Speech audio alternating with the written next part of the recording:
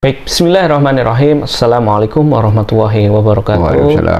Alhamdulillah bertemu lagi bersama kami di kajian Ustadz Agung Cahyadi Menjawab yang diselenggarakan oleh DEKI, Dompet Al-Quran Indonesia, lembaga amil zakat resmi di bawah naungan Kementerian Agama dan Basnas Republik Indonesia yang tentunya mengelola dana zakat, infak, sedekah, wakaf ataupun zakat secara amanah, profesional dan tepat sasaran, dan juga membantu saudara-saudara kita di Palestina ya secara amanah, profesional dan tepat sasaran. Jadi monggo bagi Bapak Ibu yang pengen zakat, infak, sedekah ataupun membantu saudara kita di Palestina melalui lembaga resmi, monggo bisa melalui kami. Silakan hubungi di 0813-8500-2300 ataupun juga di nomor rekening di bawah ini. Oke, kita lanjut di pertanyaan selanjutnya, Ustadz. Pertanyaan selanjutnya. Assalamualaikum Ustadz, bagaimana hukumnya para pejabat yang sudah disumpah dengan Al-Quran tapi kemudian korupsi ketika sudah menjabat, artinya melanggar sumpahnya itu Ustadz? Jadi korupsi itu sebuah tindakan kejahatan yang merusak tatanan dan hukumnya haram dan dosa besar. Nah, padahal Allah itu berdasarkan kita agar kita makan harta yang halal saja. Nah, dalam kaitan ini banyak ayat yang melarang orang itu makan harta haram. Contohnya surah An-Nisa ayat 29 Allah katakan dengan manggil orang beriman, ya ayyuhallazina amanu la ta'kulu amwalakum bainakum bil batil. Orang beriman jangan makan harta dengan cara batil. Khusus korupsi itu dalam bahasa Arab namanya ghul, man gholla. Itu Quran ada acara An-Nisa ayat Al-Imran 161.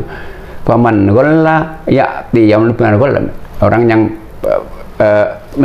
korupsi itu kan penggelapan kan? Iya, penggelapan, penipuan, penggelapan. Itu akan datang dengan dosa penggelapan itu. Nah, kalau seorang pejabat yang biasa bersumpah ya, pakai Al-Quran, bersumpah dengan ayat Allah boleh.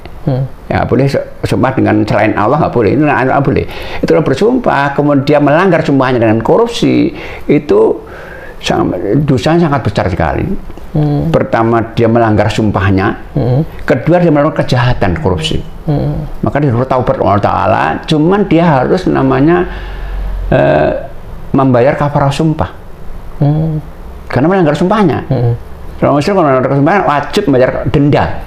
Dendanya apa? Allah sebutkan dalam surah Al-5 ayat 59, yaitu mudah dendanya kalau memberikan makan kepada 10 orang miskin, kemudian atau memberikan pakaian kepada mereka, kalau nggak mampu puasa 3 hari. Itu pelanggaran sumpahnya, ditebus dengan itu. Cuman korupsinya harus dikembalikan. Karena harta korupsi itu haram untuk siapa saja. Karena pemilihan jelas dikembalikan berdaya yang dikorupsi ke pemerintah. Dia untuk keluarga haram, untuk kita pun haram, untuk siapa pun haram. Bidang doang riba ya. Uang riba ya haram tapi lebih ringan daripada korupsi. Karena riba itu haramnya bagi yang pelakunya saja 4 orang. Rendernya, nasabahnya, saksinya, pegawainya, yang menulisnya. Tapi kalau uang korupsi untuk semuanya haram. Termasuk untuk anak-anak pejabat yang korupsi ini. Orang miskin, kita pun mungkin kasih uang haram juga. Tapi kalau uang hasil riba, misal anak ini nggak tahu bapaknya kerja, nggak masalah. Untuk orang miskin pun halal. Ya. Tapi yang makan riba dosanya besar sekali, sekali. Tapi untuk korupsi itu jadi yang tadi pegawai yang tadi dah bersumpah tadi dia dosa melanggar sumpahnya dan harus kafarah, korupsi harus dikembalikan dan taubat Allah. Oke. Berarti tadi ya dosanya double dosa melanggar sumpah, apalagi atas nama Al-Quran gitu ya. Yang kedua ya dosa korupsi, penggelapan tadi ya, tidak amanah gitu ya. Kalau misal sumpah itu kayak kan di Indonesia ini adalah sumpah pocong, sumpah apa itu enggak sesuai dosa ya. Berkatakan bagian dari syirik kecil. Syirik ya. Karena sumpah harus dengan nama Allah atau ayat-ayat Allah saja, sifat Allah. Demi zat yang maha melihat nggak apa-apa, tapi demi Rasul nggak boleh. Apalagi demi pocong gitu kan, nggak boleh. Tapi kalau ini saat di masyarakat itu pelaksanaannya ya di pocong, tapi pakai Al-Quran nyumpahnya, nggak boleh. Tetap ini. Jadi sumpah tuh harus dengan nama Allah saja, nggak boleh digantikan. Banyak orang Islam demi Allah dan Rasulnya, kan ada gitu, nggak boleh. Demi Allah bener tambah Rasul nggak boleh. Nggak boleh. Ya. Artinya tadi ya sumpah itu harus dengan nama Allah saja. Kalau yang sumpah bebas Allah, Maka Allah berjumpa dengan masa, dengan wadduha, dengan apa saja. Allah bebas. Kalau manusia berjumpa harus dengan nama Allah saja atau sifat-sifat Allah.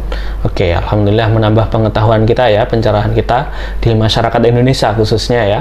Ini banyak ya terkait sumpah-sumpah ini, ataupun juga tadi ya bagaimana konsekuensi dari pejabat yang melanggar sumpahnya ketika bersumpah menggunakan Al-Quran dan melanggar ternyata korupsi gitu ya. Oke, mudah-mudahan jadi pencerahan menjawab pertanyaannya. Kurang lebihnya kami mohon maaf. Billahi taufik wal hidayah. Wassalamualaikum warahmatullahi wabarakatuh. Waalaikumsalam warahmatullahi wabarakatuh.